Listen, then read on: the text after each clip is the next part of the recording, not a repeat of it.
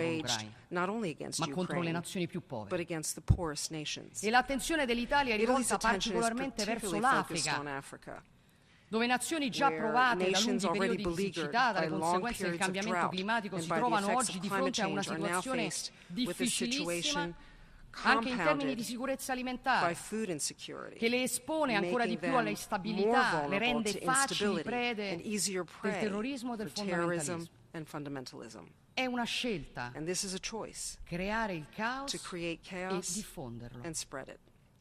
E in quel caos, che produce decine di milioni di persone potenzialmente in cerca di condizioni di vita migliore, si infiltrano reti criminali che lucrano sulla disperazione per collezionare miliardi facili. Sono i trafficanti di esseri umani che organizzano la tratta dell'immigrazione illegale di massa.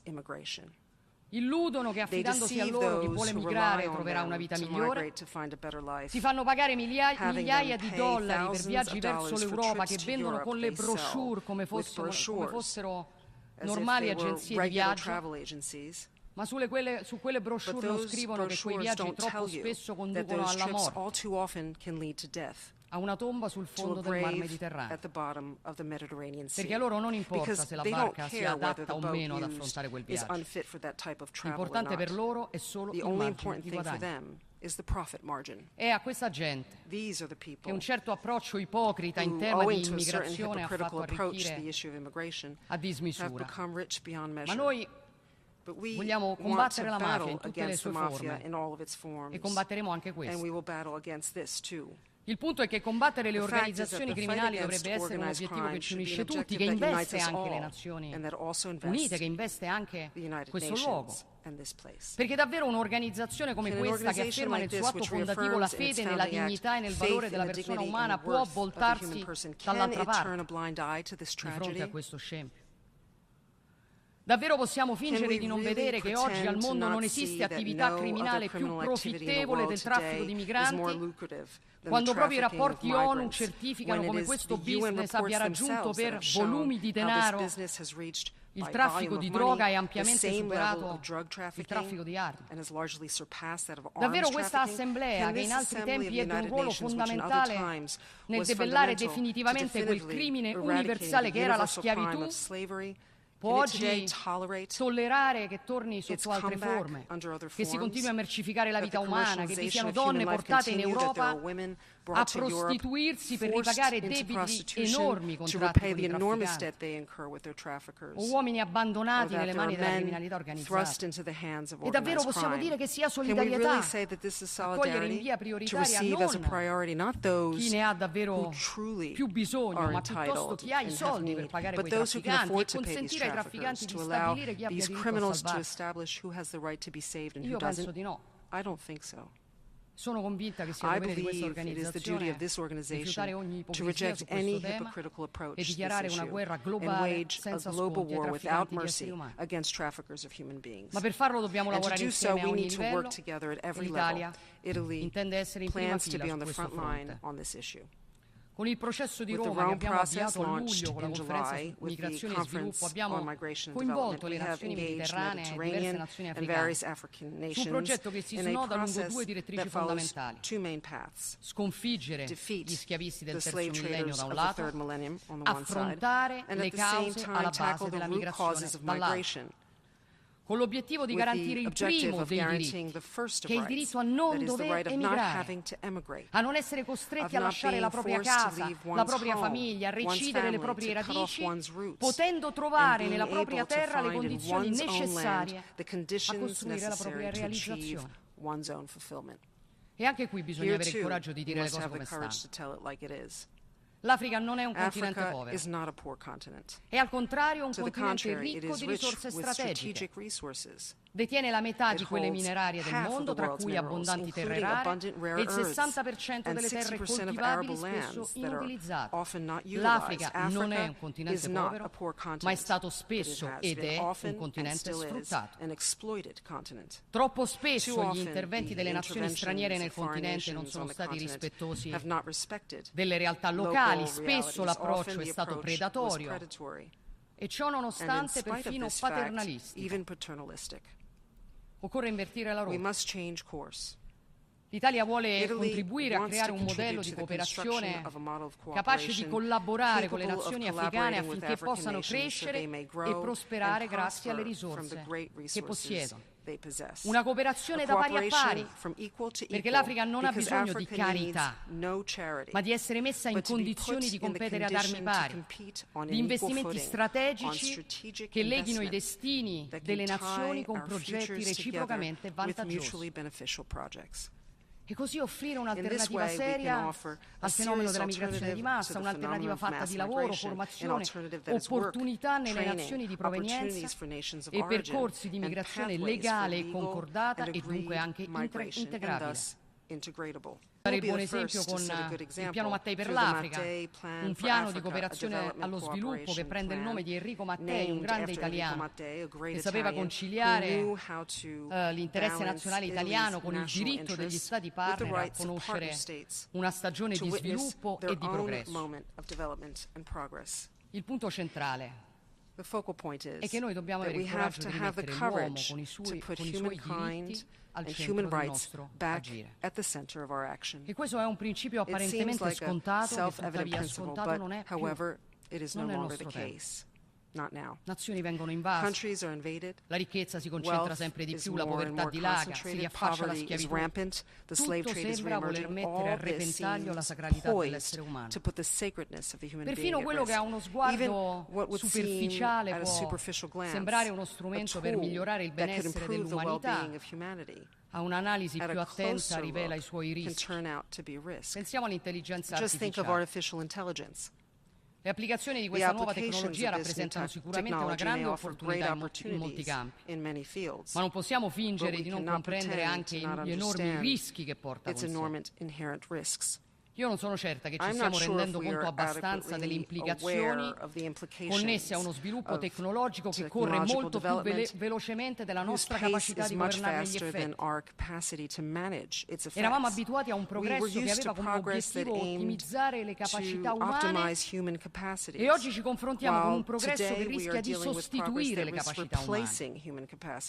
E se in passato questa sostituzione si concentrava sul lavoro fisico, così che gli uomini potessero concentrarsi sui lavori di concetto, di organizzazione, oggi è l'intelletto che rischia di essere soppiantato, con conseguenze che potrebbero essere devastanti, particolarmente nel mercato del lavoro. Sempre più persone non saranno necessarie. In un mondo sempre più dominato dall'ineguaglianza, dalla concentrazione di potere e di ricchezza nelle mani di pochi. Non è il mondo che vogliamo. E dunque io penso che non possiamo commettere l'errore di considerare questo dominio una sorta di zona franca senza regole. Servono meccanismi di governance globale che siano capaci di assicurare che queste tecnologie rispettino barriere etiche, che l'evoluzione della tecnologia rimanga al servizio dell'uomo e non viceversa. Serve dare applicazione pratica al concetto di algoretica, ovvero dare un'etica agli algoritmi. Sono questi alcuni dei temi che l'Italia porrà al centro della sua presidenza del G7 nel 2024, ma sono soprattutto questioni che investono la responsabilità delle Nazioni Unite. Sfide enormi che non possiamo affrontare se non prendiamo atto anche dei nostri limiti come nazioni e nel sistema multilaterale. Per questo l'Italia sostiene la necessità di una riforma del Consiglio di sicurezza che lo renda più rappresentativo, trasparente ed efficace, che garantisca una distribuzione geografica dei seggi più equa, che rafforzi la rappresentanza regionale, che esca dall'assetto cristallizzato all'esito di un conflitto che si è concluso 80 anni fa, in un altro secolo, in un altro millennio, per dare a tutti la possibilità di dimostrare il proprio valore nel presente.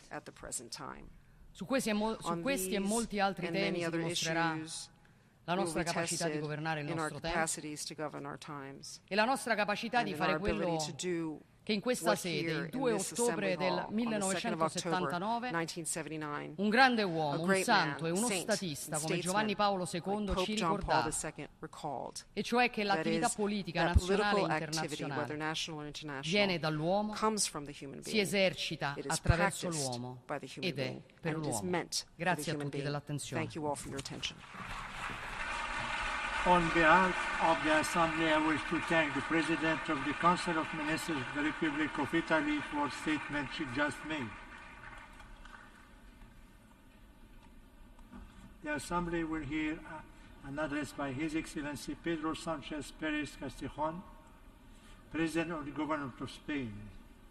I request protocol to escort His Excellency.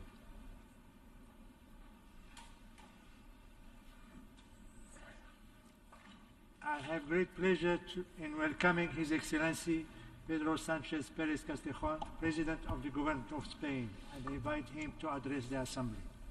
Señor Presidente, señor Secretario General, señoras y señores, jefes de Estado, de Gobierno, embajadores, embajadoras, delegados, delegadas, quiero que mis primeras palabras sirvan para expresar la solidaridad del pueblo español con las víctimas del terremoto de Marruecos y las inundaciones en Libia.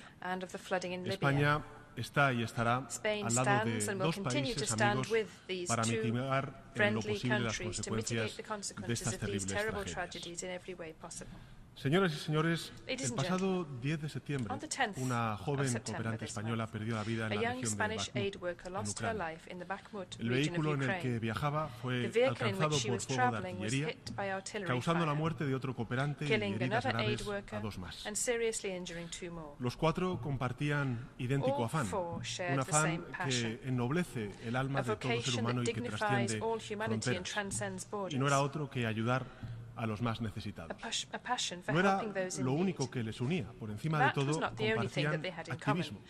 Llevaban suministros, alimentos a los civiles, proporcionaban asistencia médica, evacuaban heridos. Su ejemplo debe llevarnos a una reflexión serena, pero también inaplazable sobre la necesidad de tomar partido ante la injusticia, de no callar ante la violación de los derechos humanos y de las normas más básicas de la convivencia pacífica entre naciones.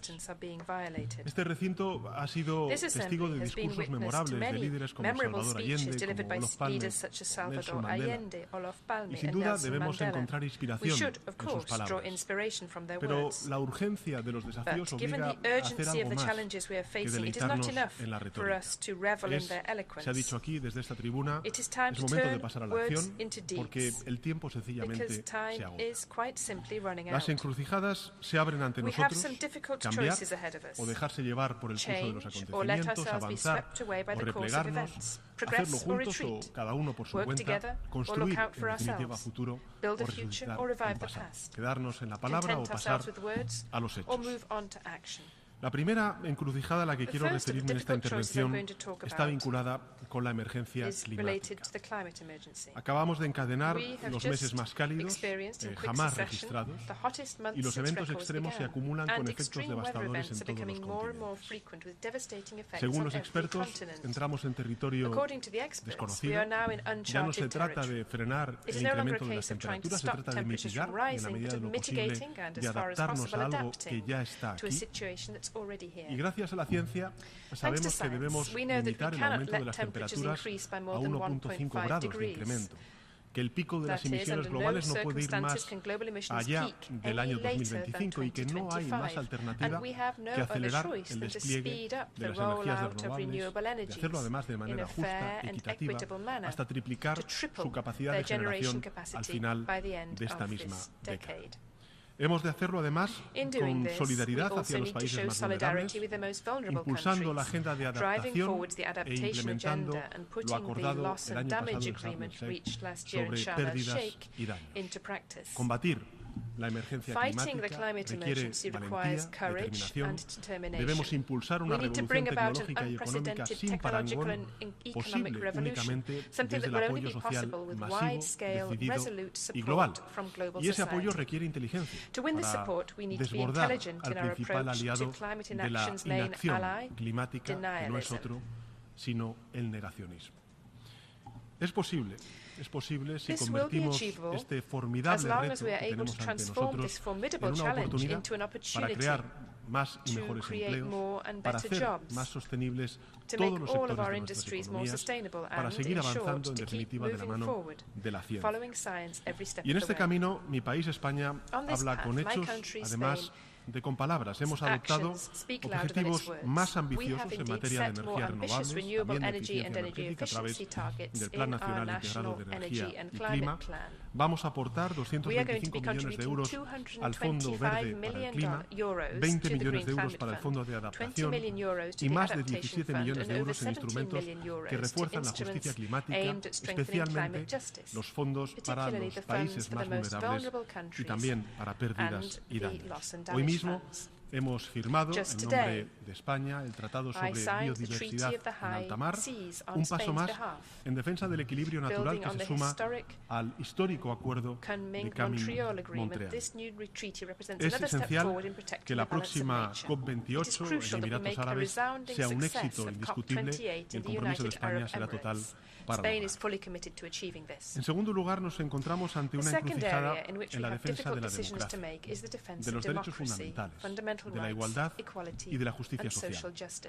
Asistimos a una profunda crisis de desafección y de desconfianza en las instituciones democráticas, una ola extremista, reaccionaria, que crece por todo el mundo, que también está presente en Europa, una ola impulsada por movimientos que comparten una única estrategia, y es la promesa del retorno a un pasado mítico que nunca existió en realidad.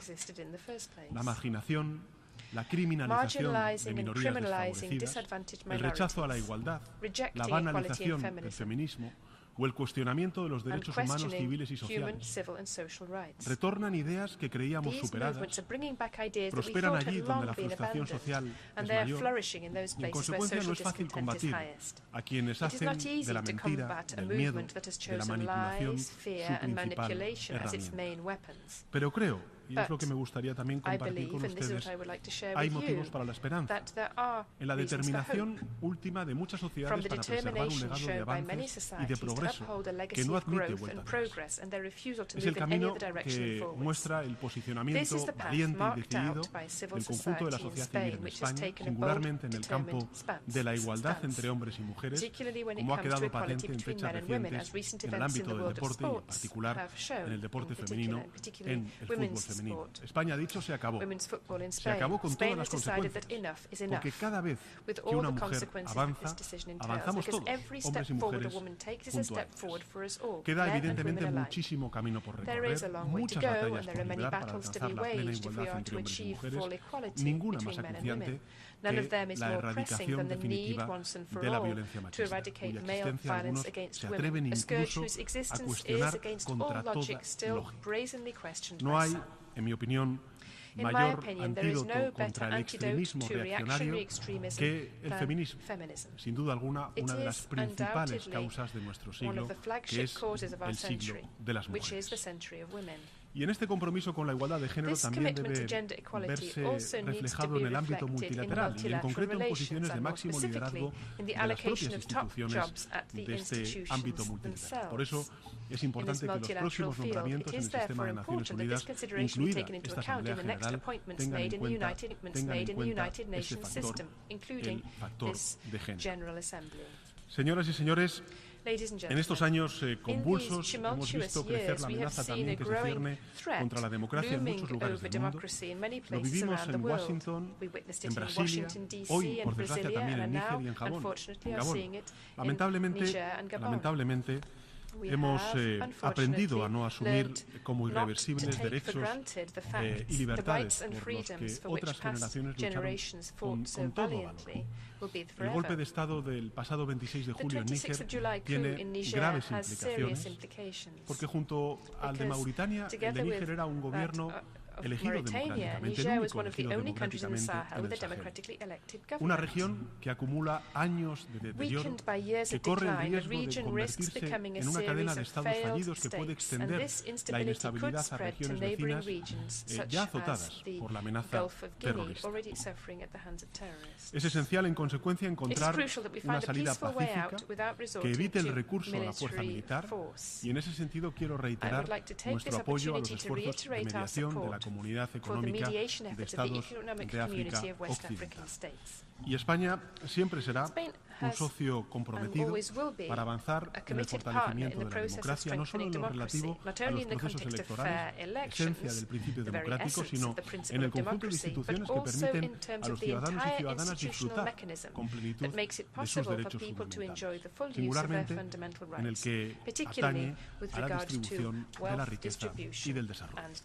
Y en este ámbito trabajamos estrechamente con nuestros socios latinoamericanos, con quienes compartimos valores, principios, retos, para impulsar alianzas y también para compartir experiencias. Y un buen ejemplo de ello es la labor de justicia transicional que ha hecho Colombia hacia una paz total. Un logro encomiable en el que España quiere seguir apoyando en todo lo necesario para completar las actuales negociaciones de paz. También el proceso constituyente en Chile es otro ejemplo de apuesta valiente por la renovación institucional y va a contar con el apoyo de España.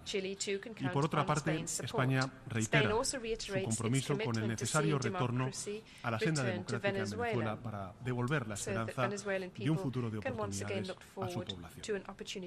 La tercera y última encrucijada a la que quiero hacer referencia en esta intervención apela a la defensa del multilateralismo y a un orden internacional basado en reglas.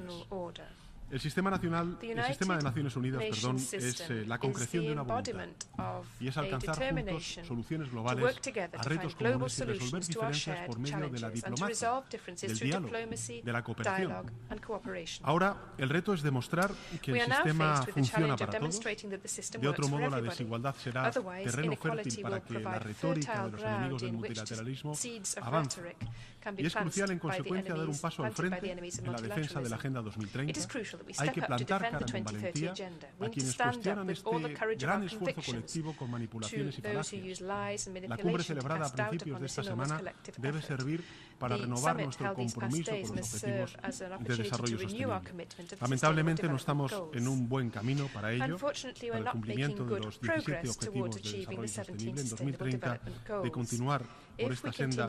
575 millones de personas, 575 millones de personas seguirán en condiciones de pobreza extrema, 84 millones de niños y niñas quedarán sin escolarizar, y a este ritmo serían necesarios 300 años para cerrar la brecha de género. Yo creo que esto es un fracaso moralmente inaceptable.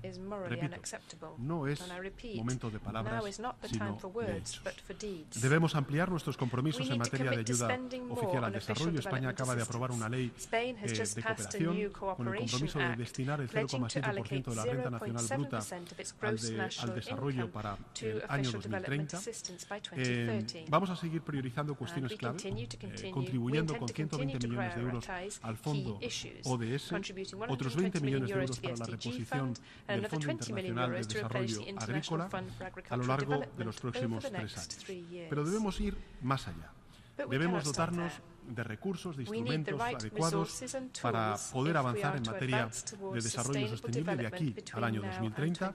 No va a ser fácil movilizar la financiación necesaria para responder a la emergencia climática, a las inversiones a largo plazo de los países vulnerables que necesitan de cara a alcanzar los objetivos de desarrollo sostenible, pero es imperativo hacerlo, con fórmulas que reflejen las necesidades, las realidades presentes, con valentía, para dejar de medir la financiación para el desarrollo sostenible en miles de millones y hacerlo en billones de dólares. Y en ese contexto, España apuesta por reforzar los mecanismos existentes, asegurando que los países tengan acceso a la financiación que necesiten, independientemente de su nivel de renta. Pero también apostamos por reformarlos e innovar, creando nuevos instrumentos. Necesitamos maximizar, optimizar la capacidad de financiación de los bancos multilaterales de desarrollo, explorar vías para la arquitectura o para que la arquitectura financiera internacional sea más efectiva, más inclusiva, más transparente, en definitiva, más democrática. Tenemos que adaptar la fiscalidad internacional a las realidades actuales, alinear las inversiones privadas con la consecución de los ODS Y creo que el marco de Naciones Unidas debe ser el principal foro de discusión, ya que es el único que permite reunir las voces de todos los países en condición de igualdad. España quiere contribuir activamente a este debate inaplazable y por eso les anuncio nuestra intención de acoger la cuarta conferencia sobre financiación al desarrollo en el año 2025 y nuestro deseo de que tenga un impacto verdaderamente transformador. Señoras y señores, la convivencia, el mantenimiento de la paz, la defensa de la seguridad internacional no son un simple anhelo. El preámbulo de la Carta de Naciones Unidas es la guía para preservar ese afán, un compromiso que vincula a la nuestra y a las generaciones venideras, y la paz es la base indispensable para el desarrollo económico y también para la extensión de derechos humanos, lo que adquiere especial valor cuando estamos celebrando el 75 aniversario de la Declaración Universal. Muchos conflictos siguen abiertos, otros tantos congelados, y por eso quiero reiterar el apoyo decidido del Gobierno de España a la labor de los enviados del Secretario General para el proceso de paz de Oriente Medio, en Siria, también en Libia, y en lo relativo al Sáhara Occidental. España favorece una solución política mutuamente aceptable en el marco de la Carta de Naciones Unidas y en las resoluciones del Consejo de Seguridad. La labor del enviado especial del Secretario General de Naciones Unidas es fundamental y cuenta con todo el respaldo del Gobierno de España. Y del mismo modo, seguiremos apoyando a la población saharaui en los campamentos, como hemos hecho siempre, manteniendo nuestra condición de principal donante internacional de ayuda humanitaria en este contexto.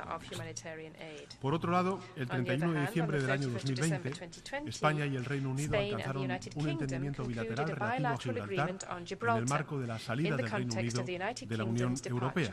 Hemos trabajado intensamente desde entonces para que dicho entendimiento sentara las bases de una futura relación de este territorio con la Unión Europea, confiando en que lo antes posible se pueda alcanzar un acuerdo entre la Unión Europea y el Reino Unido en torno a Gibraltar. Para nosotros este acuerdo debe ser plenamente respetuoso con la doctrina de Naciones Unidas sobre dicho territorio, con la que España se alinea plenamente.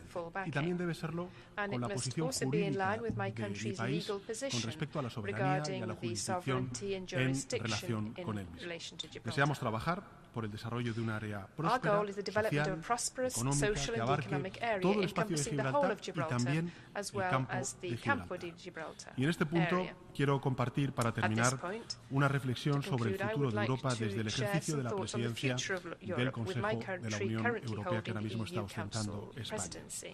La Unión nació como una apuesta por la paz, en un continente devastado, traumatizado por dos guerras mundiales en apenas 3 décadas. Y de las cenizas de esa destrucción surgió una voluntad firme, y es que nunca más hubiera guerras. De la memoria de la tragedia nació la determinación de forjar una prosperidad compartida, que ha ofrecido a este continente, al continente europeo, el periodo de paz más prolongado de su historia. Y para combatir el éxito indudable de este proyecto integrador, algunos quisieron caricaturizarlo, retratando a la Unión Europea como un gigante con pies de barro, incapaz de defenderse con verdadera determinación. Pues bien, frente a la invasión de Rusia contra Ucrania y en contra de lo que Putin pensaba, Europa ha respondido con firmeza y unidad a sus atrocidades, dejando claro que no aceptamos que nadie atente contra los propósitos y los principios de la Carta de Naciones Unidas. Y una vez más, condeno desde esta tribuna la injustificada e ilegal guerra de agresión de Rusia contra Ucrania. Inicié la presidencia española precisamente de la Unión Europea allí en Kiev el pasado 1 de julio como expresión de nuestro apoyo. España ha estado y estará junto a Ucrania mientras sea necesario, pero también trabajaremos de forma activa para que se logre una paz justa y duradera que restaure la soberanía, la independencia y la integridad territorial de Ucrania y que permita al pueblo ucraniano decidir en libertad su propio destino. Creo en una Europa a la vanguardia de la defensa de los bienes públicos globales, de la democracia, de la protección laboral, social y la apertura económica. Una Europa que encabece la lucha contra las desigualdades y también la defensa de los derechos individuales y de las libertades públicas. Esa Europa está ya en marcha, avanza con determinación gracias a dos hechos cruciales. El primero es la apuesta por una agenda colectiva más solidaria, justa e integradora, y que la desarrollada desgraciadamente durante la crisis económica y financiera del año 2008, y la unidad y contundencia con que ha sabido responder a los acontecimientos críticos de estos últimos 4 años. Ese es el camino por el que debe seguir avanzando el ideal europeo ante cada desafío. Europa debe liderar con el ejemplo la agenda climática, haciendo realidad nuestros compromisos de reducción de emisiones, cumpliendo las promesas de financiación climática internacional, acelerando la transición energética. Debe impulsar una política migratoria de referencia ante un fenómeno global de enorme trascendencia cuya intensidad y dramatismo corre el riesgo de acentuarse durante las próximas décadas. Debemos controlar la inmigración irregular, ofrecer vías para la migración ordenada, conforme a la ley, y que, no lo duden, necesitamos en Europa. Y además Europa tiene la responsabilidad de impulsar globalmente una transformación digital más humana, más respetuosa con los derechos de las personas. Debemos sentar las bases para regular el campo de la inteligencia artificial, cuyos enormes retos, enormes oportunidades no ocultan la entidad de los riesgos que esconde. Y en ese sentido España desea apoyar con recursos y conocimientos al enviado tecnológico del secretario general para desarrollar una gobernanza multilateral sobre esta cuestión. Queremos acoger la sede de la futura Agencia Internacional de la Inteligencia Artificial. En definitiva, Europa debe acometer esta tarea sin cerrarse en sí misma. Nada sería más profundamente antieuropeo que una Unión Europea aislada. Y por eso debemos reforzar las alianzas con nuestros socios transatlánticos, con Estados Unidos, con Canadá, pero también con nuestros socios asiáticos, africanos y latinoamericanos. España ha puesto especial énfasis en revitalizar las relaciones de la Unión Europea y los países de América Latina y el Caribe con una nueva agenda que articula una relación estratégica con la región, y confío en que la cumbre de la Unión Europea con la CELAC sea un auténtico punto de inflexión que perdure en el tiempo. Señoras y señores, concluyo. Al comienzo de mi intervención les hablé de una mujer valiente, que perdió su vida en Bakhmut, en Ucrania, mientras llevaba ayuda humanitaria. Se llamaba Emma Igual. Tenía 32 años. Emma era nieta de una superviviente del Holocausto que perdió a casi toda su familia durante el nazismo. Llegó a España desde Austria, fue adoptada por una familia de Barcelona. La vida de la abuela y la injusta muerte de su nieta Emma están condicionadas por hechos que, en esencia, dieron origen y sentido a esta institución, que es preservar a la humanidad del flagelo de la guerra y reafirmar la fe en la dignidad y en el valor del ser humano. Si hay un lugar en el que la historia y la vida de Emma merece ser contada, sin duda es esta, ante la Asamblea General de Naciones Unidas. Apelo a su ejemplo, a su inspiración y el que día a día ofrecen también miles de cooperantes en todo el mundo para hacer lo que este tiempo decisivo requiere de nosotros ante cada una de las encrucijadas a las cuales antes he hecho referencia. Hablar con hechos y logros concretos. Pasar de la palabra a la acción. Honremos así la memoria de quienes como Emma lo dan todo defendiendo los valores que inspiran a esta noble organización. Nada más y muchas gracias. Thank you very much.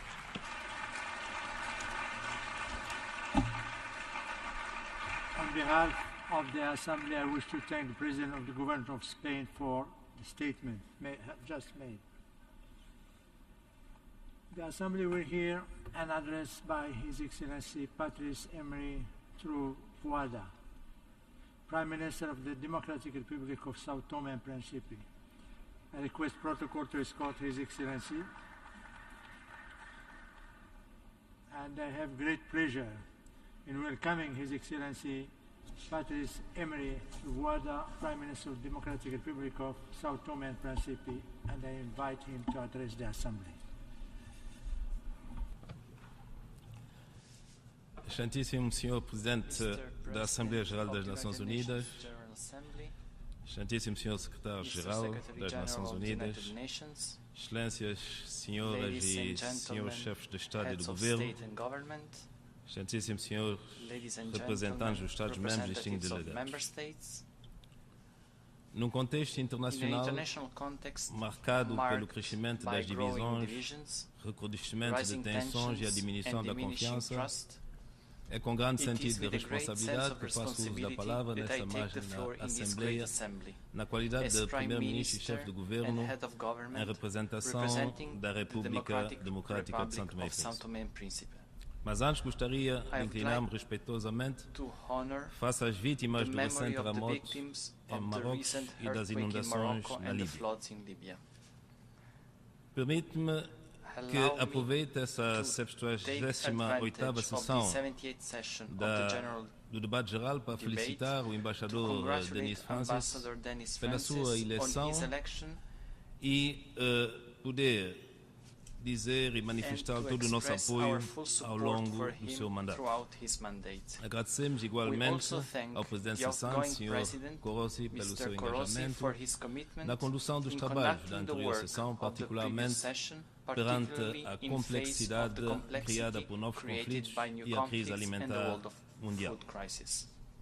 Sr. Presidente, Excelência, senhoras e senhores chefes de Estado e de Governo, o tema escolhido para essa sessão, libertar o poder de igualdade de género, que aplaudimos, é por demais atual, no momento em que a humanidade atravessa a maior das ameaças, revertendo o progresso no desenvolvimento humano e ampliando desigualdades nos respectivos Estados. O protocolo sobre os direitos da mulher em África, conhecido como Protocolo de Maputo, está a comemorar o seu 20º aniversário. E temos que constatar a existência de um enorme déficit em termos de autonomização e de igualdade de oportunidades, nomeadamente no que diz respeito à participação das mulheres nos órgãos de decisão política. No entanto, poderíamos igualmente nos referir à Convenção de Istambul, que apesar de ser vinculativa para os Estados signatários, pouco fez para traduzir em resultados a vontade do Conselho da Europa. Este tema, como outros, é um objetivo global, que exige o empenho da comunidade internacional, dos governos, das organizações da sociedade civil, para criar um mundo mais justo e equitativo para todos. Perante os desafios persistentes e crescentes que permanecem, particularmente em termos de pobreza, fome, desigualdade e questões ambientais, além dos nossos discursos, nós, os líderes das várias nações que aqui estão representadas, devemos questionar-nos e reconhecer as nossas falhas em proteger o nosso planeta e garantir a prosperidade partilhada até 2030. O meu país, pequeno Estado insular que goza de uma democracia efetiva há mais de 30 anos e que ainda está em desenvolvimento, é uma das principais vítimas das alterações climáticas, da degradação dos ecossistemas e da dependência econômica. O meu país vive uma situação de verdadeira urgência econômica e financeira a curto prazo, bem conhecida dos nossos principais parceiros, ao mesmo tempo que atravessa um processo complexo de transição para a fase média de desenvolvimento e prossegue uma política adaptada à sua realidade, respeitando a diversidade multicultural e os direitos humanos.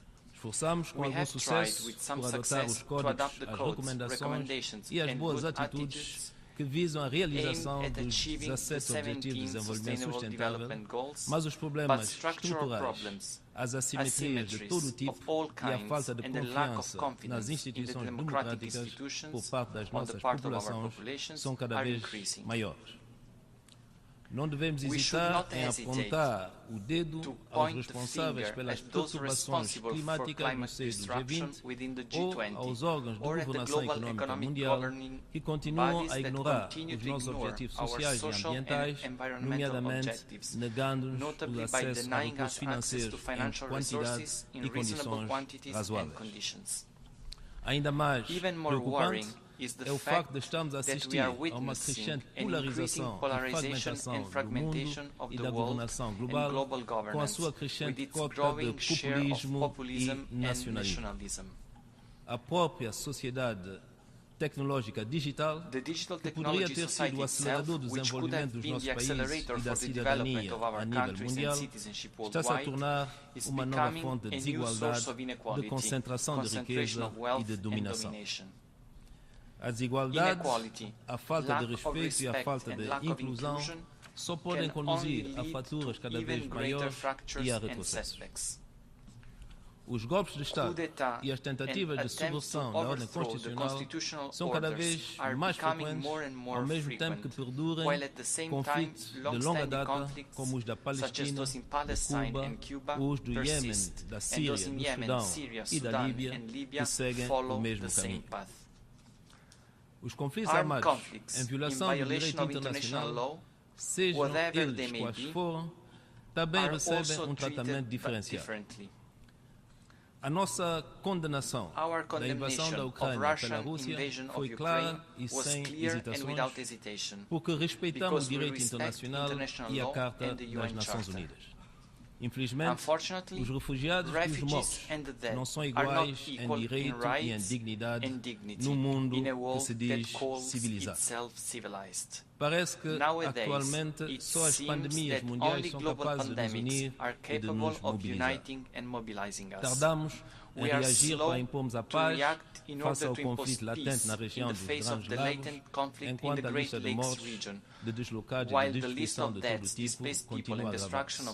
E as missões de paz internacionais mostram os seus limites por falta de compromissos claros e efetivos a favor das populações que são as principais vítimas. Excelências, minhas senhoras, meus senhores, talvez seja tarde demais, mas a indiferença e a hipocrisia são inaceitáveis. Os nossos problemas de países pobres tendem igualmente a tornar-se os problemas de países ricos, como a disparidade demográfica, a disparidade económica, desregulamentação climática, perda de confiança institucional, entre outros. Mas existe ainda a esperança de encontrar um novo impulso se nos empenharmos resolutamente na reforma das nossas instituições, a começar pelas Nações Unidas e pelas instituições de Bretton Woods, para um multilateralismo reinventado e mais solidário. É nosso dever, enquanto líderes, cultivar uma arte capaz de articular soluções esperadas que podem iluminar tantos seres humanos cuja experiência não é mais do que uma viagem de sofrimento e incerteza. A verdadeira liderança significa encontrar os compromissos necessários, significa ter a capacidade de fazer as pazes e promover o progresso. Excelências, como diz o ditado, a natureza detesta o vazio. E a nossa retórica, os nossos apelos, em cimeira após cimeira, soam o vazio. Estamos convencidos de que as sociedades pacíficas, equitativas e sustentáveis, com jovens instruídos e formados com boa saúde, são do interesse geral e que por isso devemos usar o bom senso para evitar rupturas maiores e imprevisíveis, porque ainda dispomos dos meios técnicos, financeiros e humanos para reformar o sistema político internacional. Os países ricos têm uma responsabilidade, mas a nossa também não pode ser excluída. Reafirmo o firme compromisso da República Democrática de São Tomé e Príncipe em colaborar ativamente com os seus parceiros regionais e internacionais em todas as iniciativas que visem erradicar todos os atos desumanos, degradando para os seres vivos e o ambiente e prejudiciais aos valores humanistas e de liberdade. Acreditamos firmemente que a nossa organização é o centro aglutinador das nossas causas e a única entidade cujo papel é estruturar e sistematizar os nossos desafios comuns e liderar a harmonização do nosso mundo, respeitando as diferenças culturais, os modelos e sistemas de governo e as opções económicas. Senhor Presidente, Excelências, minhas senhoras, meus senhores chefes de Estado e de Governo, antes de concluir, gostaria de dizer o quanto o meu país está particularmente grato ao nosso secretário-geral António Guterres pelos seus esforços incansáveis para reforçar o papel das Nações Unidas na promoção da paz, da democracia e da proteção da vida humana à escala mundial, como na luta contra a pobreza e as alterações climáticas sob todas as suas formas. A sua determinação desafia-nos e obriga-nos. Muito obrigado pela vossa atenção. On behalf of the Assembly, I wish to thank the Prime Minister of the Democratic Republic of Sao Tome and Príncipe for the statement just made. The Assembly will hear an address by His Excellency Alexander De Croo, Prime Minister of the Kingdom of Belgium. I request protocol to escort His Excellency.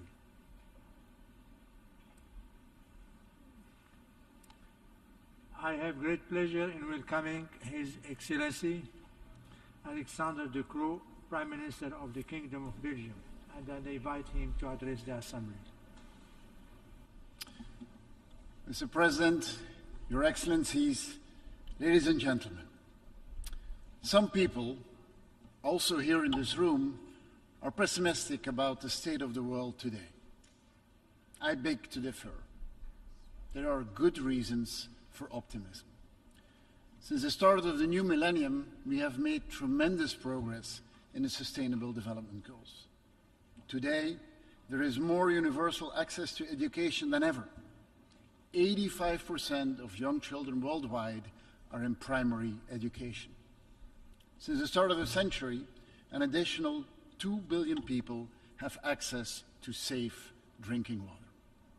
It shows that if we put our mind to it and promises are followed by investments, we can make global progress. Of course, the picture is not rosy across the board. Our changing climate is reason for concern. We witnessed some extreme climate events this year. Forest fires in Greece, in Spain, in Canada, and in Hawaii. Floods in Libya and in Hong Kong. Long periods of drought and water stress in my own country. But also here, let's look at the trends rather than the events. Let us look at our recent climate track record. And then we will see that there is reason for grounded optimism. A record-breaking €340 billion have been invested in renewable energy globally this year. Prices of renewables keep on going down year after year. Many climate analysts believe that the carbon emissions will peak as soon as 2025 and will keep going down afterwards, provided we keep up the investment pace in renewables. The chair of the International Energy Agency called it the beginning of the end of the fossil fuel era. He said it shows that our climate policies do work. So we should stop listening to the alarmists who proclaim that all is lost, that we are on the road to nowhere. How can we expect public opinion to rally behind the climate cause with such blatant defeatism? We should not despair. We should organize. We should speed up the green transition instead of talking ourselves down. And in order to do this, we need to include our industry through a new industrial deal. We will not build a climate paradise on an industrial wasteland.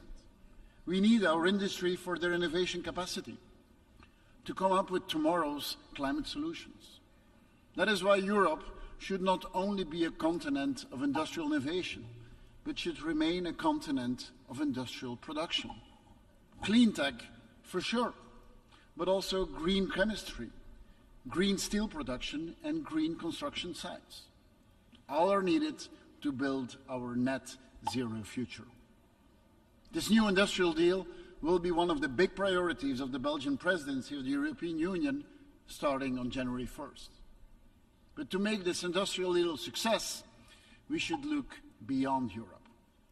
We need partnerships, especially between Europe and Africa. The foundation stones, they are there. Belgium has partnered up with countries such as Namibia, Morocco, and Egypt to accelerate the green transition. In wind, in solar, in hydrogen. Investments are pouring in, creating local employment, building up local expertise, soon exporting clean molecules from the shores of Africa to our North Sea ports. And we work at home as well. Together with Germany, France, Netherlands, Luxembourg, Denmark, Norway, Ireland, and the United Kingdom, we are turning the North Sea into a big green power plant for Europe. By 2030, we will reach 120 gigawatts of wind energy at sea, the equivalent of more than 50 nuclear plants, enough to provide more than 100 million households with clean, affordable energy. We're making progress on the nuclear front as well. Belgium has reached an agreement with its nuclear operator to prolong the lifespan of its two biggest power plants. We will remain a nuclear nation, and we will seek renewed close cooperation with other nuclear nations. Because to achieve climate neutrality, we will need both renewables and nuclear. Ladies and gentlemen, it is vital to win the fight against climate change, since it is the single biggest disruptor of our societies today. It causes young people to flee their home country en masse. This increased irregular migration deprives the South of their most important economic resource, their most vital potential, young people. At the same time, the host countries in Europe are faced with an influx they can barely handle. We are facing an uphill battle to accommodate all migrants and integrate them into our society. The heart of the problem is that migration as we know it today depends on sheer luck. The current model gives all the control and the power to human smugglers. They decide on life or death. They decide on who enters a country and who does not. This is simply unacceptable, unsustainable, and immoral. It is a lose-lose for everyone involved. We need to rebuild the current migration model. That is why during the Belgian EU presidency, we hope to conclude a new European migration pact. A pact that makes sure that every EU country does its part of the work, enforcing solidarity, standardizing and fast-tracking procedures, working on common European readmission and return policies, and last but not least, a pact to strengthen our common borders. But the new EU Migration Pact is only part of the answer. We should also work on one of the biggest root causes of migration, and that is poverty and the lack of economic opportunities. Also here, as with climate change, partnerships are the answer. Partnerships between Europe and the countries of transit and origin. Partnerships that build solid, inclusive institutions to create equal rights and equal opportunities for all, not just for a small ruling class. And yes, fixing migration also means creating legal channels to Europe, to education and talent programs, to strengthen the societies in the home countries, turning a lose-lose situation into a win-win, so that young Africans can pursue the African dream and not have to risk their lives at sea for the European dream or the American dream. Ladies and gentlemen, to empower people also means holding the powerful to account. Unfortunately, we live in a world in which more and more strongmen come to power. Take the Sahel region, faced with a major security crisis, gripped by a perfect storm of terrorism, poverty, and climate change. This triple threat is undermining societies in Burkina Faso, in Mali, and in Niger. We need to stop the territorial and institutional disintegration of the Sahel. Our track record in the Sahel should be a reason for humility, but it should not lead to indifference. The only way forward to restore is the rule of law. Without it, self-government will never be possible. Without the rule of law, the Sahel will always be a potential playground for foreign bullies, wherever they come from. And it must be said, that the clear and present danger is coming from a permanent member of the UN Security Council. From Russia, that decided to throw all international rules overboard and to invade its neighbor. From Russia, that is executing its opponents. Russia created the Wagner Group to bring death and destruction to Africa, plundering Africa while increasing the price of grain for the most vulnerable. In fact, what Wagner and Putin are doing to Africa is exactly the same as in Ukraine. Preventing Africa from flourishing, denying African countries their sovereignty, and ultimately, like in Ukraine, to colonize. Putin and Wagner want to turn back the clock. They want to restore the old world order as it was dominated by colonial powers. Ladies and gentlemen, the decolonization and the emancipation of African, Asian, and South American countries is the most important achievement of our post-World Wars order. We should protect this legacy, shield it from new forms of imperialism. Each of us has a choice to make. Whose side to pick? The side of the colonizer or the side of the victim? When we make these choices, the best guiding principle I can think of is the UN Declaration of Human Rights. We celebrate its 75th birthday this year. The Universal Declaration of Human Rights remains the spinal cord of all human rights treaties and instruments. And in fact, the rights defined in the treaty, they are much older than 75 years. The West African Mandinka nation, in what is nowadays Mali, had a constitution as early as 1200 AD. It spoke of the sanctity of human life, of women's rights, of the right to an education, food security, and even to self-expression. When the free slaves of Haiti at the start of the 19th century finally had the freedom to choose their own destiny, they defined living in dignity as living in liberty and equality. So let's remember these stories and recognize the true universality of the Universal Declaration of Human Rights. Let's also remember that the progress we have made as a common humanity, and that when we look back on our achievements, know that they were always the result of hard work and of collaboration. More than ever, we need the UN and the world to come together to secure progress that works for everyone. I thank you.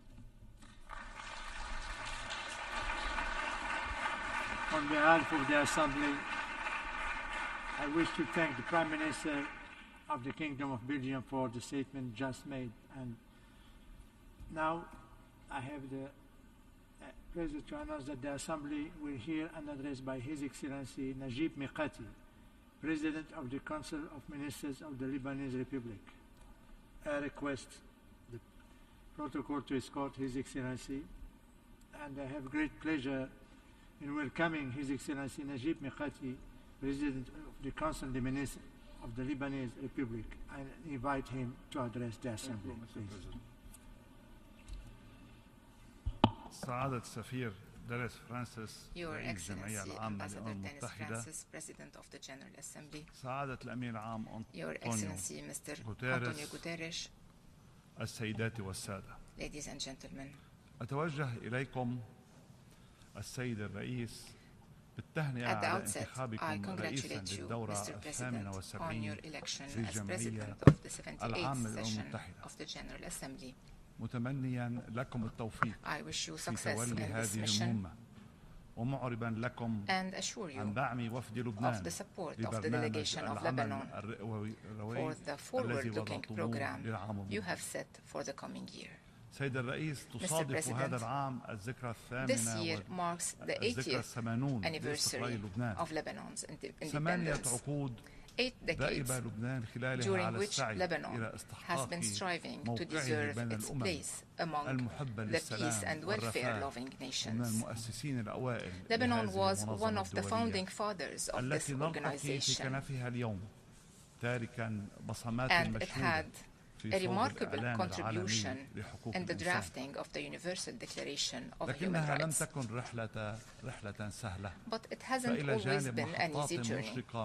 Besides the bright chapters of stability, growth, prosperity, and peace building, Lebanon has also known long and extremely difficult phases, with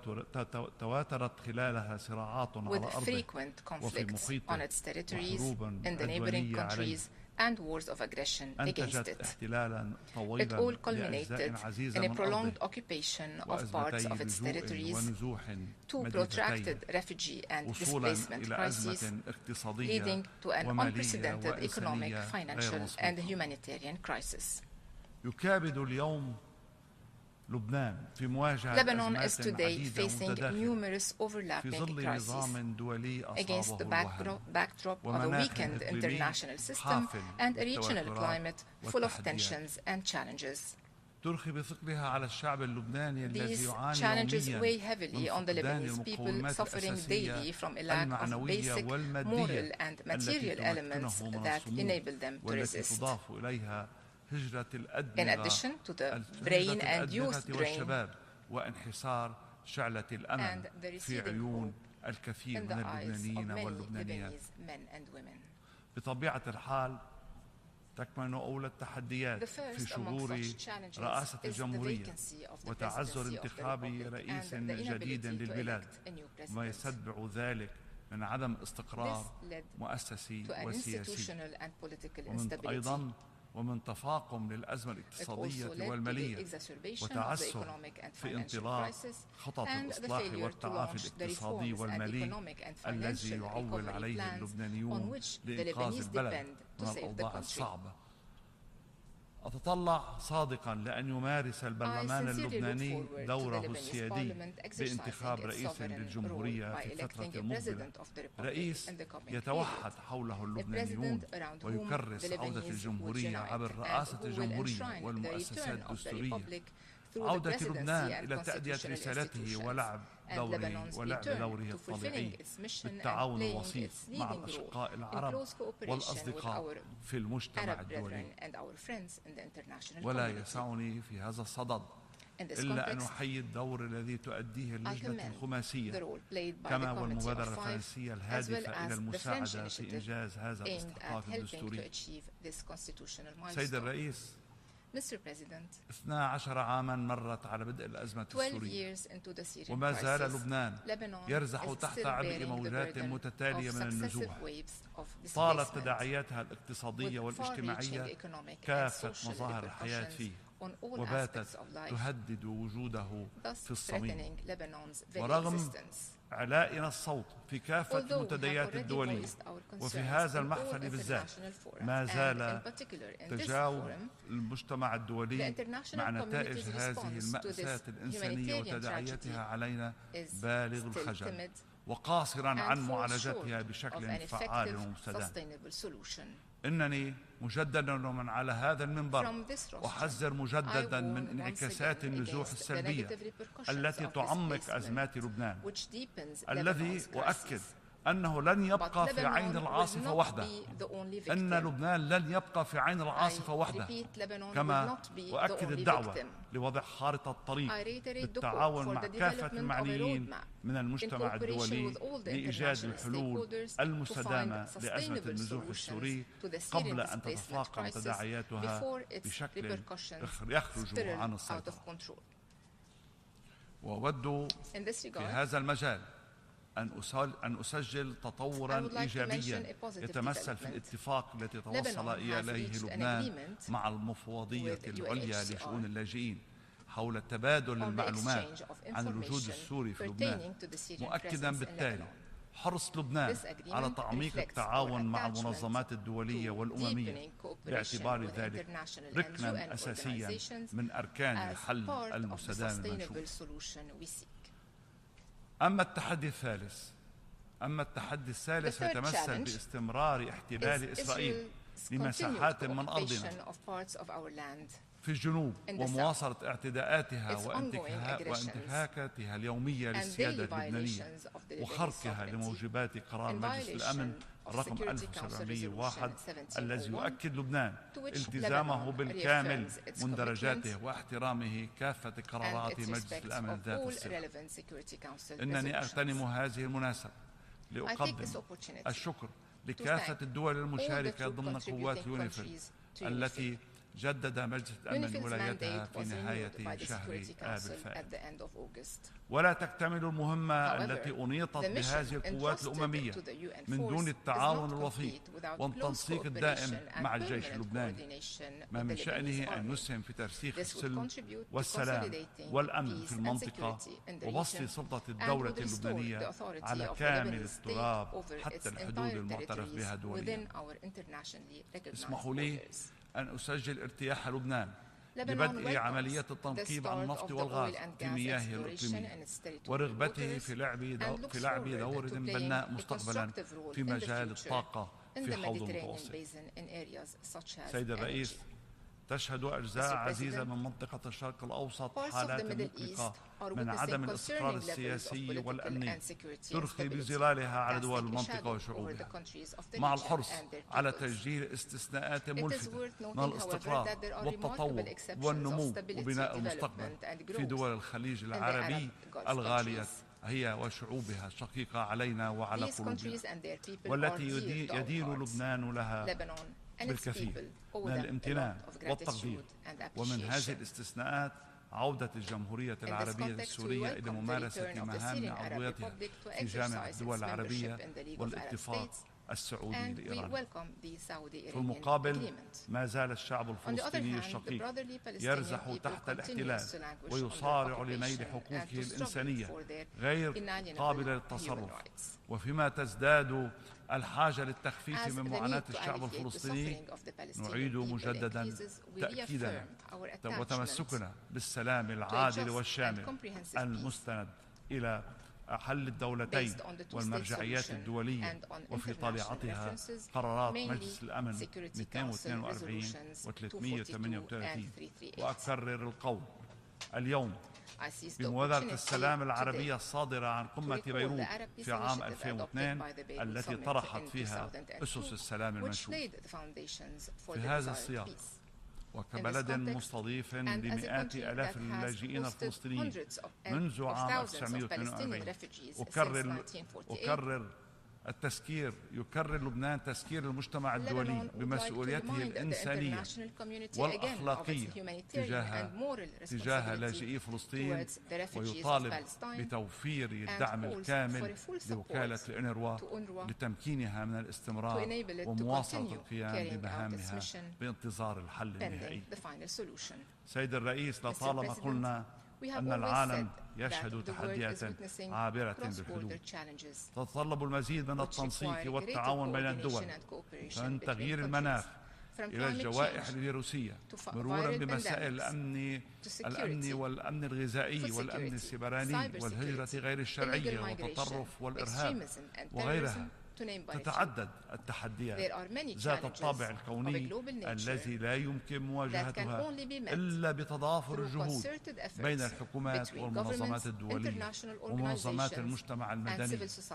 وهنا لا بد من التعبير عن تضامننا مع الشعبين الليبي والمغربي في مواجهة الكوارث الطبيعية التي عصفت بالبلدين الشقيقين.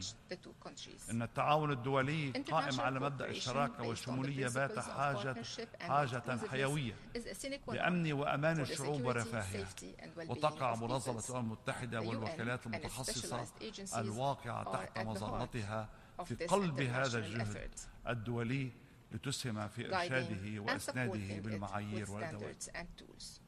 وفي ضوء التحديات التي يعيشها لبنان على المستوى الوطني ورغم التوترات الإقليمية التي تنعكس عليه سلبا على مختلف المستويات، فهو يحرص على مواصلة لعب الدور المنتظر منه على المستويين الإقليمي والدولي. فقد سعى لبنان وعلى الرغم من الوضع الذي يمر به إلى مواصلة تطبيق أهداف التنمية المستدامة 2030 واتفاق باريس في المناخ، كما شارك بفعالية في مؤتمر المناخ كوب 27 في شرم الشيخ في جمهورية مصر العربية الشقيقة، ويتطلع لنفس القدرة بين المشاركة الفاعلة في مؤتمر المناخ كوب 22 الذي يعقد في مدينة دبي بدولة الإمارات العربية المتحدة، متمنيين لبلد الشقيق المضيف وللمؤتمر النجاح والسداد. سيداتي سادتي، سيد الرئيس، أود أن أنتهز هذه الفرصة لأشدد أمامكم على أهمية وجود دولة لبنانية سيدة ومستقلة قوية وقادرة وحاضنة ومتعاونة مع المجتمع الدولي والدول الصديقة والشقيقة. دولة لبنان تحمي النظام الديمقراطي البرلماني والحريات العامة والخاصة، وتنخرط في مسار إصلاح بنيوي وعملية تعزيز أطر دولة الحق والمواطنة والمساءلة والعدالة. دولة لبنانية تؤمن بالتسامح والتآخي والتراخي وتعتمد سياسة النأي بالنفس والابتعاد عن سياسة المحاور. دولة لبنانية هي بمثابة حاجة ماسة للأمن والسلم والسلام والاستقرار والازدهار في المنطقة. وأفضل السبل لنا جميعا ولمواكبة المتغيرات والتخفيف من الانعكاسات والتداعيات وبناء المستقبل ومواجهة التحديات المتمثلة بالفقر والبطالة وهجرة الأدمغة والتطرف والإرهاب، وبالتالي تجنب الوقوع في المجهول. أخيرا اسمح لي سيد الرئيس أن أختم كلمتي باستعادة المرتكزات التي وضعتها سعادتك أساسا لرؤيتك الآيلة إلى قيادة الجمعية العمومية في دورتها الحالية.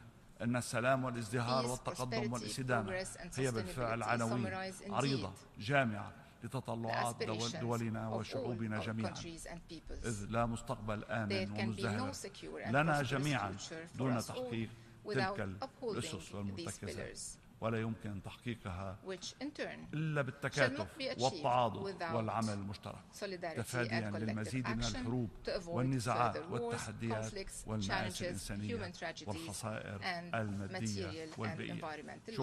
شكرا لكم. شكرا سيد الرئيس. On behalf of the Assembly, I wish to thank the head of government of the Lebanese Republic for the statement just made. I now give the floor to His Excellency Fathallah F. Al-Zouni, Minister of Youth of Libya.